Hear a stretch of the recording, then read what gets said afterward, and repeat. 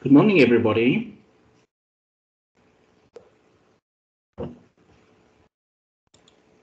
Hi, sir. Sir. Morning, morning, morning.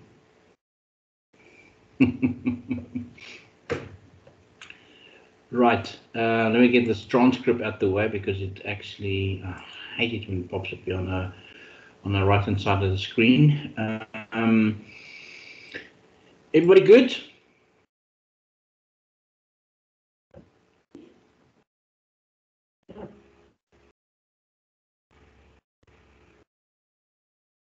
Well, let's get some logistics out the way first. I'll get Danique as well. I think she's joined us. Stephanie has joined us. Okay, I'm ticking off as we go along. Just a few logistical issues that I want to get out the way, please.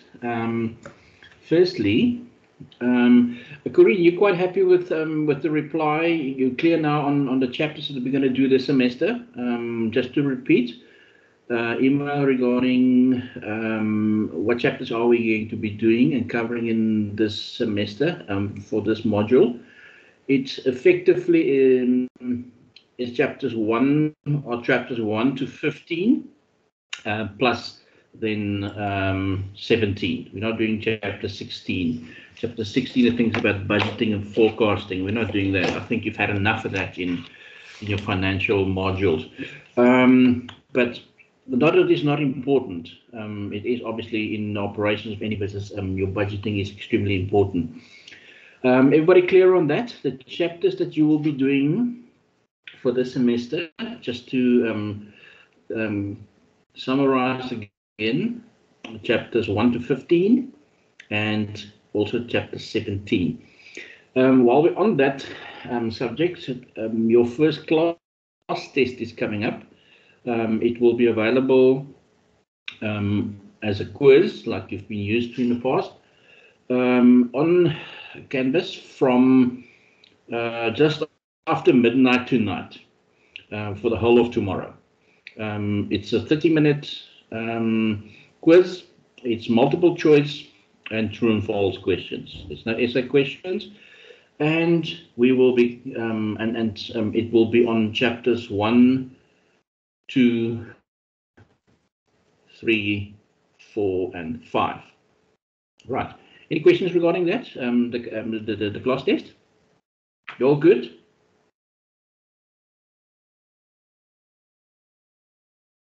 Right. Class test then available. Sir, sorry. Sorry, Jessica. Sorry, sir. How many marks did you say it was? It's 30 minutes, 25 marks, just multiple choice and true and false questions. No essay questions or. Okay. Hello tomorrow for those who have just joined us. Class test on Canvas. While we're on that subject of Canvas, there's been a few cosmetic changes from now on, and I've uploaded it for the weeks that have passed already. The recordings of our daily sessions, I uploaded that onto the homepage of this module. In the week itself, under resources, there were additional material. That's where we've uploaded, or I have uploaded. I've not removed it for week 1 and week 2. It is still there. But from now on, if you want to look at the live recordings or the recordings of the classes of a particular day or week, you would go onto Canvas, onto the home page. You'll click on the week. We are in week 3 at the moment. You'll click on resources. It won't be under your additional material. You'll have to click next because there's a specific page that has been created that says live sessions. So all the live sessions for week 1, 2, and up to now, you'll find there. I've created live sessions pages for the first 2 weeks as well. But I've not removed it from the additional material for week 1, 2, and 3. Okay, but as of today or yesterday and for the rest of this semester, if you're looking to find, if you try and find your recordings for a daily session, it will be on the home page, or the shortest route would be to go into Canvas, onto the home page, click on a particular week, that quick link that will take you to that week, click on the resources, and then click next. You can obviously just open the home page, click on the week, and go next, next, next, next, next, but it's just a longer route to get there. If you click on resources and then on next, you don't open resources, you just click on next, or resources would obviously open, but you just click on next and there will be a live page. I've asked them yesterday if they are going to possibly create a quick link for that as well, but it's obviously not been confirmed yet. So at the moment, that's where you'll find the daily recordings. Right, any questions? Anybody clear on that? Because it is important, as I said to you on Monday, yes, we're using different editions. Yes, the content is very, very similar, 95% if not more similar. But to be, I think, more comfortable in your preparations, you would like to have the information. You would like to have access to the information that's going to be assessed in your tests. As I suggested on Monday, both edition 10th and 11 of this textbook would be fine for you to pass the course. In preparation for your assessments, because the prescribed textbook is edition 11, use the slides as a guideline. I'm updating the slides on a weekly basis to ensure that whatever is going to be assessed in any class test, formal term test or exam would be guided by what you find on your slides. Is everybody okay with that? Yes, question? Nobody? All good? Ruan is joining us as well. I was a bit concerned about Ruan. That's one of the other things that's on my checklist. Anybody? Is there any of the students? You guys have been a group since the first year. This is year and a half now, although most of it has not been in face-to-face contact. But I obviously would like to, on a sort of a 2-weekly basis, check up and give feedback to our academic manager and the program manager as to the attendance of classes, how's everybody doing. And I flagged a few students. I know, welcome back, Ruan. I'm glad to have you back. There are a few students, obviously, I think that I'm not sure, and that obviously we check with the students first before we alarm anybody else. If they are still on the course, if students drop off a course, if students for various reasons have certain domestic issues, then we obviously get informed and we know that they will not partake in certain sessions. But it's important for us to keep on top of where our students are and what they are doing, and I would like to obviously know it as well, because if I know that if I don't know you're battling with something, then I can't help you, or I cannot refer you to people who can help you. So if you have like one student, sir, our house was flooded the other day, it was difficult, I couldn't attend class. You know what? If you're up to your knees in water in your house, the last thing you're going to be thinking of is attending class. The fact that I know about it and the fact that you informed me about it makes it easier, so I can understand that. Now, obviously, a student like that, when I take attendance, will not be marked absent. Okay, so it's not just to cover and to ensure that your attendance percentage is high, but and for that reason, I also go into Canvas on a daily basis to see how many students actually do access Canvas.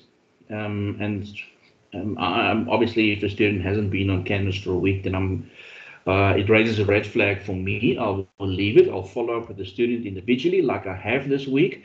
Some of the students have rejoined our session. Some of our students have not replied.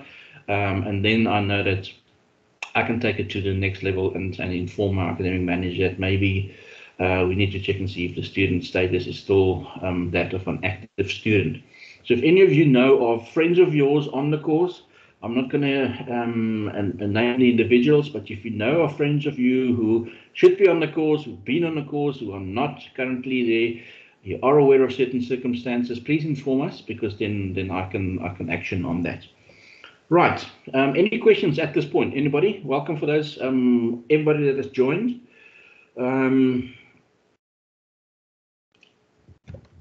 Any questions? Anybody? Any logistic questions? Any questions related to your assignment? Although Friday I've put some time aside for us to just have a sort of a checkup on where we are. I've had some students individually who emailed me regarding the assignment, but if there's anything in general that that bothers you, you can share it with everybody. If you think it might be a generic issue that we can resolve in this manner, or alternatively just drop me an email. Nobody all good at the moment? All on top of everything? Or as good as it can be? Yes, sir. Thank you very much. So can you hear me? Right. I can hear you, yes. Just a quick one. Do you have an update as to whether we have now a set front page for assignments, or do we still just make our own one? I think it was something, as a matter of fact, that was discussed in a staff session yesterday. I know that they're looking at formalizing it to ensure that there is a standardized one. At this point, we do not have one, so I think just continue, and I will keep you updated. But as I said, we still have a lot of time left until submission. But it's something that's been discussed yesterday that has not been formalized yet. I will get back to you. Thanks for raising that again. But it is important, yes, that we standardize it.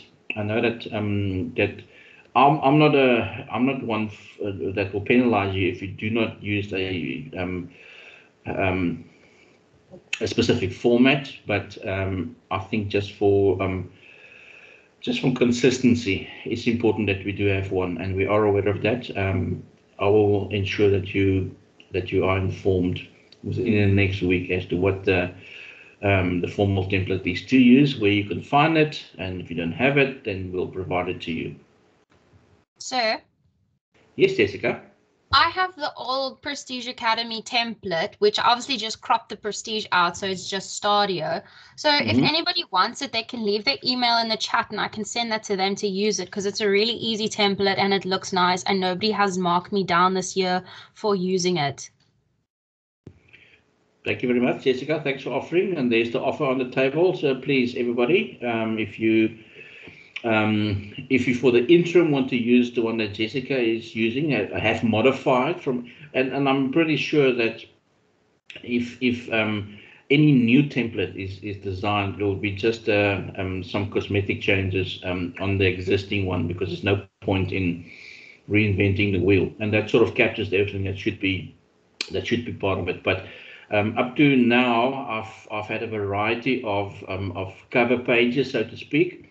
Some students have taken the initiative to design their own, basically copying and pasting previous declarations, just to ensure that they have a page that they can submit and sign and date. But let's just formalize it. I'll make sure I've made a note, as we've discussed it now. I've made a note, and I will follow up with my line manager to ensure that we can action on what we discussed yesterday as staff as well. All good with that? Everybody fine? And hopefully by Friday I can give you an answer when we actually are going to specifically discuss progress on the assignment, or take the assignment and discuss the assignment and catch up on progress that you're on your progress up to this point. Right, people. I know that it's something that I've sort of overlooked over the last number of weeks. I used to, and I do like to, and I think it's probably because we do not have, we've had interrupted or very erratic contact sessions because of circumstances.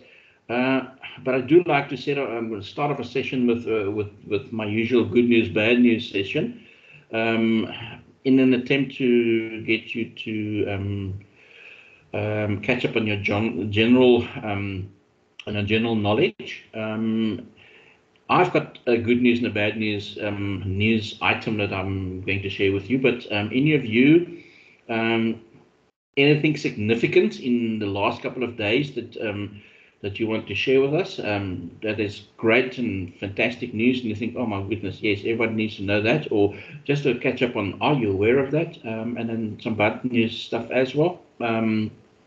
Maybe we can then also use this as a sort of a theme for the week, or would like to from next week on use it as a theme for the week. Anything great, anything that happened in the world that sort of really impressed you and said, wow. Anybody? So, Yes, Jessica. So nothing impressive, but I hope that everybody knows when you have to renew your license, when you take a photo for your ID, don't even go like get pretty for that photo or nothing. Because when you go in for the license, they take a completely different photo for you. And then you just, on that day, you look like crap. So when I went to go fetch my license today, it don't even look like me on that license. So I was not impressed this morning. And something else and very interesting, the fact that my license is up for renewal next July, but I went through this process with my son on Saturday morning, and you know what, that eye test that you can actually do at any optometrist, forget about that. Even if it's free, you're wasting your time, because they send you to the eye test to do it anyway at the testing station. So, yeah. But on that subject, remember that once you have passed your driver's license, you have a driver's license up to the point where you have transgressed, where that it actually is revoked. So the only thing that needs to be renewed is your proof of license, and that's the license card. And that's the one that's renewed. It doesn't mean, and it's just and I think very importantly, because I know that there's an end of August deadline for renewal of licenses. And I think it's important that we, at this point, realize that you can still drive. It's not that all of a sudden, sorry, can't drive, but you don't have a license, your license is expired. No, the license hasn't expired. The proof of license has expired, which means that it's an update of the card. So when you travel and you know that you've passed that date and you haven't been to the testing center again to renew it, make sure that you keep the old one and that you show some proof that you have attempted to, because they're obviously batting a huge backlog. But yeah, thanks for pointing that out. That is something that is quite relevant, and I know that a lot of people are stressing at the moment about that. But it's not that you're going to get pulled over and they're going to take your keys and say, sorry, you can't drive anymore. You can still drive. You are still legitimate. You still have a legitimate license. It's just a card that has expired. On that, bad news, good news. Bad news, obviously. Oh, and that. It's like a dagger in your back. The employment rate in South Africa updated.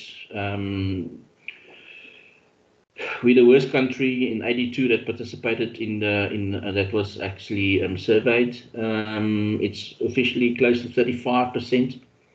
People of your age, 25 and younger. 2 out of 3 people don't have work, or in other words, or are not even studying. So the good news for you is, from that bad news, is that you're currently busy qualifying yourself with through Stadio, and that's going to increase your chances of getting employment anywhere in the world. And each of you are one of the fortunate one who are studying and have a better chance of getting a job than those other 2 out of 3. That's high. 65% of people under the age of 25 in South Africa don't have work or are not studying. So yeah, that's the bad news for today. How it impacts on our economy is, I don't think we'll immediately see the impact or feel the impact, but it's a red flag that that we have to obviously address, and I'm pretty sure it's a dire situation globally. By the way, South Africa was number 1 on that list as the worst, being number 1 being the worst, and number 82 being the best. And unfortunately, our neighbors Namibia are second. So the situation is in Southern Africa is rather dire when it comes to that, and that's why it's important that you pursue what you are currently doing, study. It is going to, and qualify yourself, graduate, because it is going to give you a better chance. We know that there's nothing out in life that we are guaranteed, but it's like vaccinated or getting vaccinated or not vaccinated. If you don't vaccinate yourself, then obviously your chance of being infected is so much greater. If you do, obviously you reduce the chance, without excluding the possibility that you still might get the virus, but your chances are just 90% better that you are not going to get it, and if you do get it, that the impact is going to be much less. So please, when things are bad and when things are tough, battle through, because it's still important for you to qualify yourselves. The good news part is that we might have a cure for COVID. It was posted about 10 hours ago by a company based in Belgium. They've done some tests, and they believe that so far, and they've had 100% strike rate so far, and it's now going to go to human testing. You know how the process is, how you test it. It's not going to immediately be tested on humans, but they go through protocols. But apparently the antibodies of the animal, which is family of the camel, or part of the camel family, that in some countries have a spitting version as well, the llama, the good old llama. Let's call it a miniature camel without a hump, for those who don't know what a llama looks like. But apparently studies, antibodies that have been taken from a particular llama that they have used for this, called Winter. It's been very positive and very effective. It's the results sort of border on the virus brings a knife to the fight, and the llama then draws a gun. It's really been effective. So hopefully, yes, that results in something very positive. But that's all good news. There's a lot of clever scientists out there, and I think we are they're fighting, or they're working non-stop to try and find a more permanent solution than vaccination. Right, people, both of those, I mean, that being an international story, we are still busy with Chapter 6, which deals with selling on an international or global level. We have identified in our first session on Monday this week that there are some challenges, and it's a very complex but not impossible scenario for us to engage in business internationally. Some businesses eventually use this as a form of expansion, and some businesses actually manufacture a particular product or item or part of a product that they can export because it is cheaper for the other country to import it than actually manufacture it there themselves. We have also identified some issues or factors that impact on international selling. Language being one of them, religion, level of education. And we finished off with our political factors where, yes, it is very important to have good relationship with internationally. You don't want to isolate yourself, and we've all heard that expression of no man is an island, and that pretty much is very, very true. You cannot, there's no country in the world, and that's why we have international trading. There's no country in the world that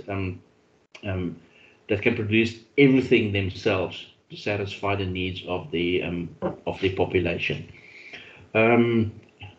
On that, a very interesting fact that I've also picked up this morning when reading through a few internet articles. In South Africa, we have 62 million citizens. Population of South Africa is 62 million. Population of the UK is 60 million. Yesterday, South Africa had 10,000, roughly 10,000, just over 10,000 new positive cases, and we have 369 people die from COVID. The UK had 32,000 new positive cases, only 40 deaths. What do we learn from that? The vaccines work. Because from last memory I have, is that you can go to a football match as one of 60,000 people in the UK. So yes, infections are going to continue. They're not going to stop, but because their whole population have been vaccinated, as opposed to the only 10 million in South Africa, obviously those deaths are going to continue. However, no doom and gloom. We have solutions along the way. When you have to prepare yourself to trade internationally, we know that it is very complex, and we know that there are different forms that you can trade internationally. One of the popular forms is that of a multinational marketing. That basically is where businesses or companies have business interests and even manufacturing plants in different parts of the world, different countries in the world, but they still have their strategic head office in the country of origin. Can anybody think of an example of a company that falls into that category? Spread globally, but their head office, strategic head office, is still in the original country of origin. Anybody? I think some of you use the product on a weekly basis. Some of you use the product on a daily basis. I'm talking about two different companies here now. Anybody? Give me an example of such a company who's trading or who falls in the category of multinational marketing. Any idea? Shot in the dark? Nobody?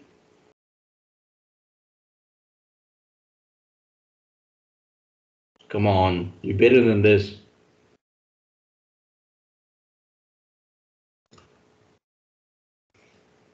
What are you currently doing? We are currently doing what? As we speak now, what are we doing? Who provides us with the service that we're currently engaging in? Who's got the license for this? You have it on your devices. Global company. Microsoft? Of course, yes. Microsoft is an example. They have business interests throughout the world. They have even manufacturing plants in different parts of the world. But their head office is still based in the USA. Similar with Coca-Cola, still Georgia, Atlanta, or Atlanta, Georgia. But they have business interests throughout the world. Another form is international marketing. That's basically where businesses decide to enter a foreign market and they have modified their marketing mix specifically. So they do not necessarily have a permanent presence in a different country, but they supply maybe finished products to different parts of the world, and you might even find that they have presence in different countries, and they are trading internationally on a full-time basis. That's part of their business structure. Exporting is in a different form, where businesses say, you know what, we're not really interested in engaging. Our international market is just it's less than 20% of our turnover, because we're not fixated on it. It's a peripheral activity. It's not our main objective. Our objective is to provide for our immediate community, the country that we are located in. If there are people outside the boundaries of our country are interested in our product, you know what? We're not going to focus specifically on that market. We're not going to change our marketing mix to adjust for the international market. We're still going to just continue manufacturing our products, but we're going to export a portion of it, less than 20% of our total turnover.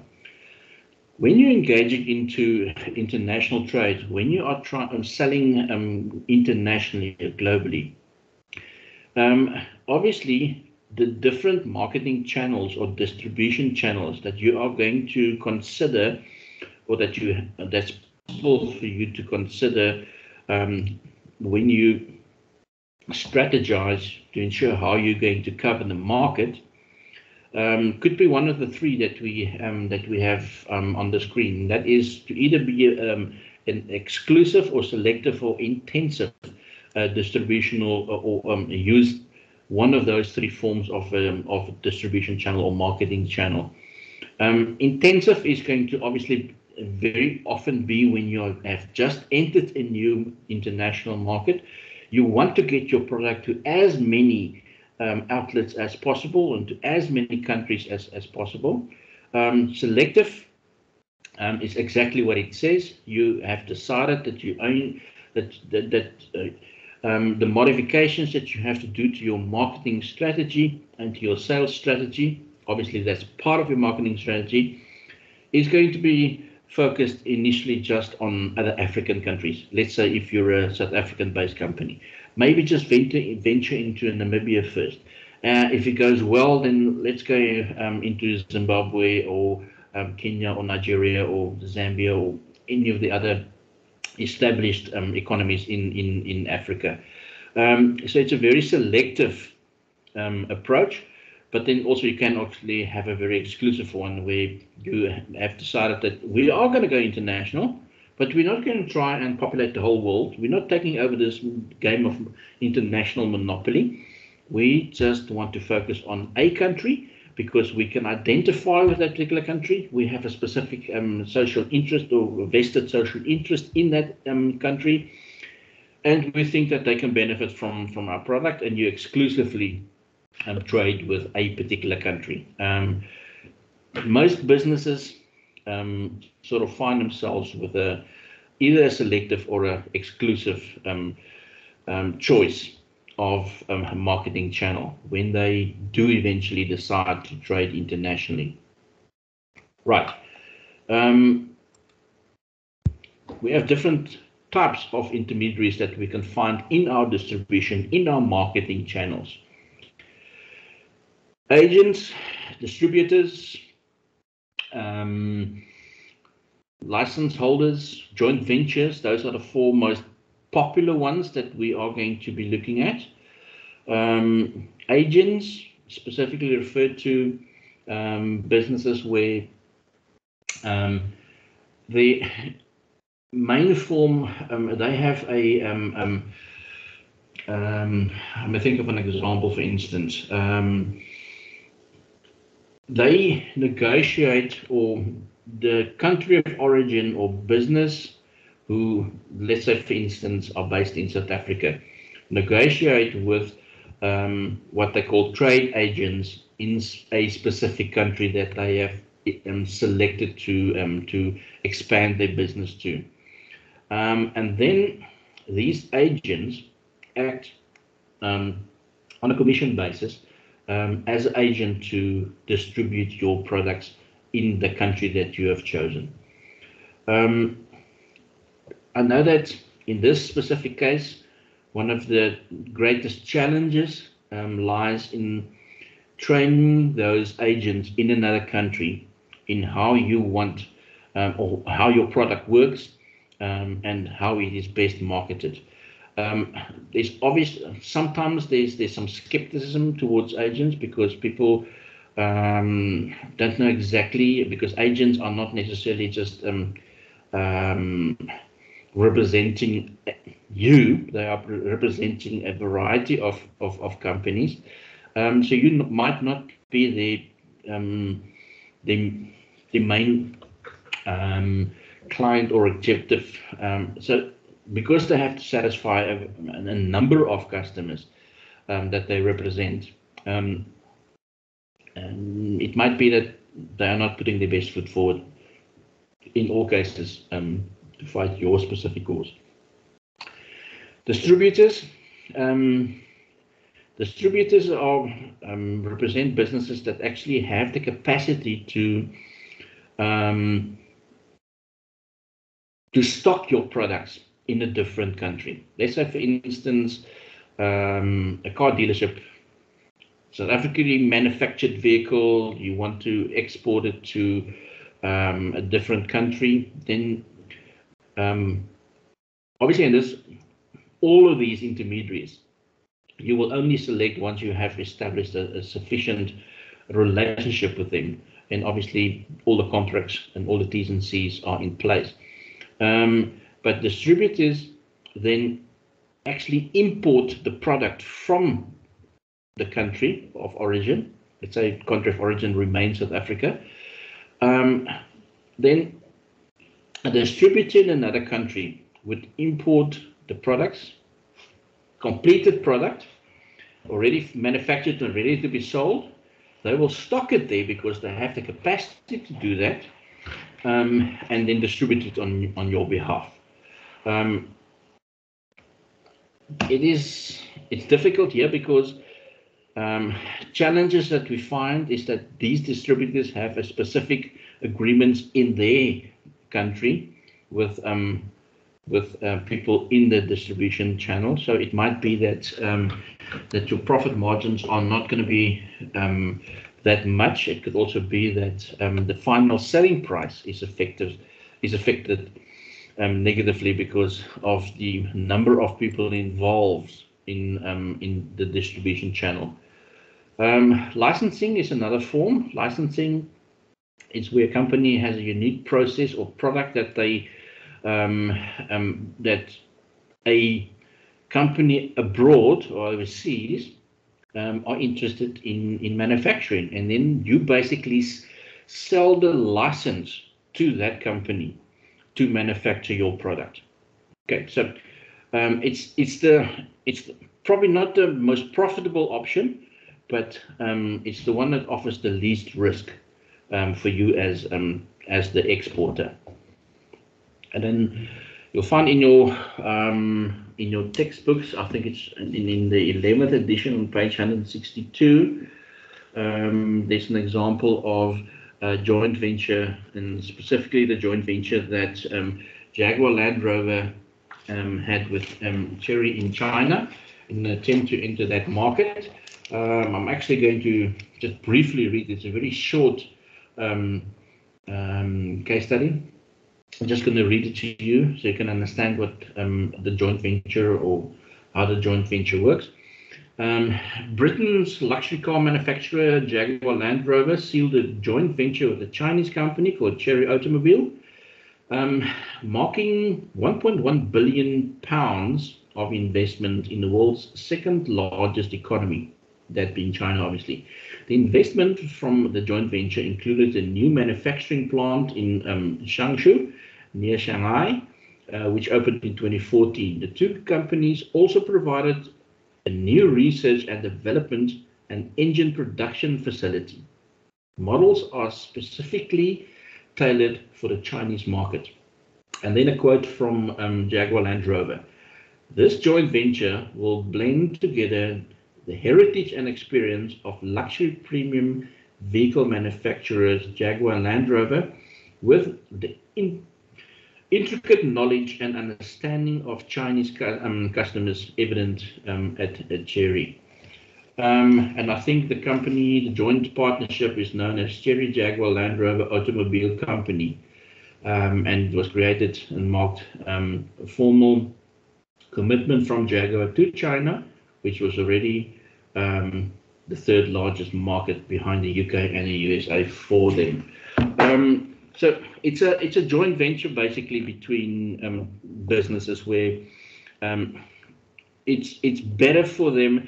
They don't necessarily export the product, but they much rather have a more permanent presence where a joint manufacturing facility through the investment of, in this case, Jaguar Land Rover into China, into the vehicle market in China, was made, which benefited everybody, because who knows the Chinese market better than the Chinese?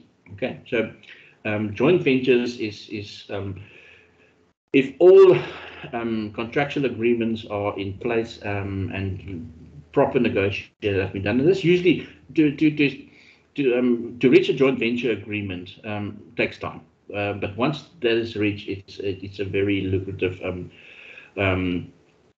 proposition. Right. To close this session, and we might. Let's see, we're almost done with this. Do you want us to let's pursue? We'll finish. It's not long before we finish with chapter 6. Then we'll take a break, and our second session will be slightly shorter when we start with the next chapter. But it's I don't want to stop now and then interrupt the next session by starting a new chapter. Another obviously obvious challenge when you're trading or selling internationally is pricing and the cost, international costs. One of the costs is obviously your transport and your freight costs. Getting goods from one destination to another is costly. If you're in a different country, it might require additional packaging because sometimes you have to ship it by sea. If you want to do it quickly, it's going to do you're going to use air freight, but that's going to be more expensive. Depends on the type of product that you are exporting. Maybe it requires additional packaging because of the perishability of the product. And then sometimes you're also, to save cost, you're attempting to share a container with other exporters. It's also not wise, but sometimes it's often used by companies because it's more cost effective. Transport cost, without a doubt, transport cost is one of the greatest issues regarded. It's not just getting the product from your factory in South Africa to the airport. It has to be in cargo there. It has to be shipped. Or it has to be air freighted to another country. There also again is in cargo before it's distributed. So it's a costly process. And obviously, when you have reached that point, when you are considering to trade internationally, you would have made all these calculations. But still, it's not, and that's one. Not every business deals internationally because it is an expensive exercise. We also have to consider our import rates, our tariffs. It's different from one country to the other very often because of that and our quota restrictions, the number of items that you are permitted to export. It's often used that companies often enter into specific markets which is not ideal for them, but it's the most cost-effective overseas destination for them. Again, keep in mind that different governments in different countries have different rates and different taxations, and that makes your pricing very a very sensitive aspect or issue when you are deciding to trade globally. We can also look at our purchasing alliances. This specifically, and how does this affect your pricing? Your bigger companies, obviously, across the world, they have manufacturing plants and business interest in most countries, and they usually form a sort of a worldwide purchasing alliance. You know what? I'll buy these parts from you. Let's say we're talking about the vehicle industry, for instance. Right. I know that you guys are great and you specialize in vehicle door technology. So, right. You can do our doors for our car, and we will do something else for. It's a sort of an alliance that's formed between big companies, and that basically it does affect free competition. And that's why it's sometimes difficult to get into a specific industry, because those alliances exist already. And for outsiders to come in, it's going to be very costly or completely impossible. We also have transfer pricing, where companies, because they have different tax and import duties, businesses sometimes, as I've previously suggested as well, go to certain or export to certain products to certain countries. If the cost and the tax and the import duties in a particular country is low, businesses can decide to rather export to those countries and from that particular destination distribute internationally, rather than have a manufacturing plant in that particular country, or then alternatively is rather have an export plant in a particular country, because the rates and taxes are so much cheaper there than it actually would be for you to export a finished product from your home country. Right, to conclude the session, there are some revision questions that I've just listed that you can just, for your own benefit, do. From this particular chapter, what is the balance of payment? What's the difference between imports and exports? And then let's look at some cultural factors that we have to consider when we are deciding to sell internationally or trade internationally. We'll finish this session with a quote from Steve Jobs, who says that people think focus means saying yes to the things that we should be focusing on, but it's actually not. It means that you should say no. It means to say no to hundreds of other good ideas. And I think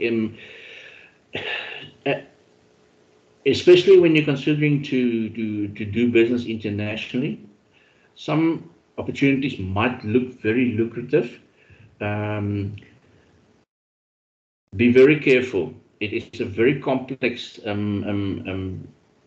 business to get into, and that is international trade. I think I'm aware of many businesses who actually have ventured internationally, who are doing extremely well, and then as a result of that international international footprint that they wanted to establish, they actually killed the business completely. So I think the golden rule here, as we have identified during the course of today, if you want your business to be international, but you want to avoid most of these very high costs and heartache and possibly a possibility of it damaging your business significantly, then make sure that your export or exports is below 20% of your company's turnover. Then you know that is something that happens, but you're not reliant on that for your success as a business. All right. If all are good, then we will finish the session. Yes, Depot. Meneer, kan ek net na die sessie met meneer praat in 'n private room asseblief? Ek wil meneer iets vra. Of course, ek gaan die recording nou stop. Wil jy dit sommer nou doen? Ek stop die recording en dan ek bly aanlyn voor die volgende klas begin. Is dit oké met jou? Ja, is reg. Geen probleem. Dankie, het maak dit wel. Okay, stop the recording.